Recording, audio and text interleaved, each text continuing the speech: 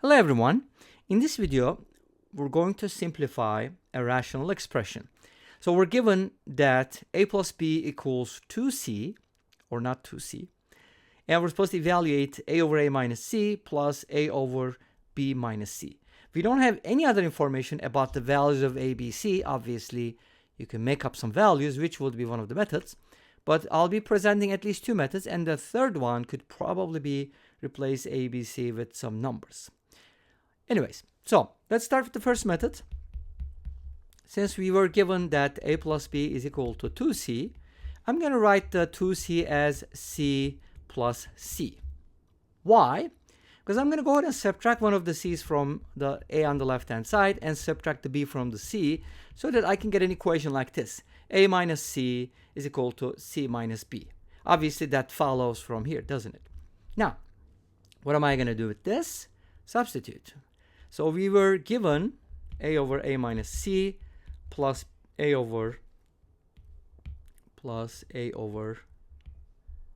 b minus c. Now, I do know that a minus c is the same as c minus b, or c minus b is the same as a minus c. Since I have a minus c in this equation, let's go ahead and replace it with c minus b. And that gives us the following: a over c minus b plus a over b minus c. And if you do know that c minus b and b minus c are opposites, then you're good to go. If you don't, of course, you can still do it by making a common denominator, because that would give you the same answer. So suppose we don't know anything about opposites here. Let's just make a common denominator. Multiply a by b minus c first, and then multiply the second a by c minus b, add them up, and divide by c minus b times b minus c, whatever that is. Now let's go ahead and distribute in the numerator.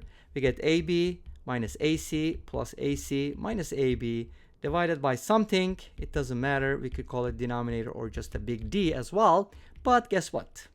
AC cancels out, AB cancels out. We end up with 0. Hopefully the denominator isn't 0. We should say that, right?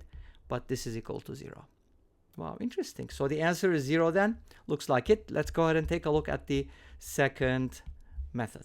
Okay, so the second method is pretty similar to the first one. So, you know, don't just complain that they are the same. They're not exactly the same thing.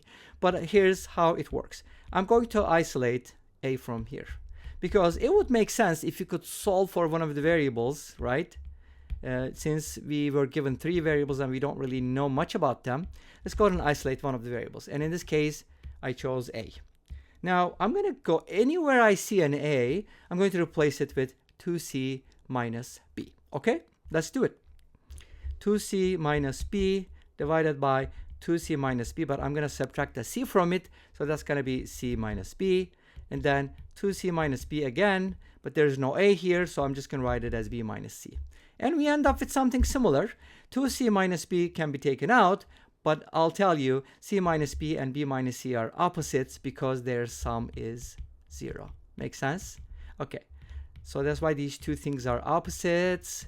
So what we can do is just keep the first one and negate the second one, changing the denominator to c minus b. Now you have the same denominator. You're subtracting the same things, so the answer is going to be 0 divided by some number. Hopefully that's not 0. So we should state that a does not equal c, b does not equal c, or they're all different. They're not the same. So denominators can never be 0. And this brings us to the end of this video. Thank you for watching. I hope you enjoyed it. Please let me know. Don't forget to comment, like, and subscribe. I'll see you next time with another video. Until then, be safe, take care, and bye-bye.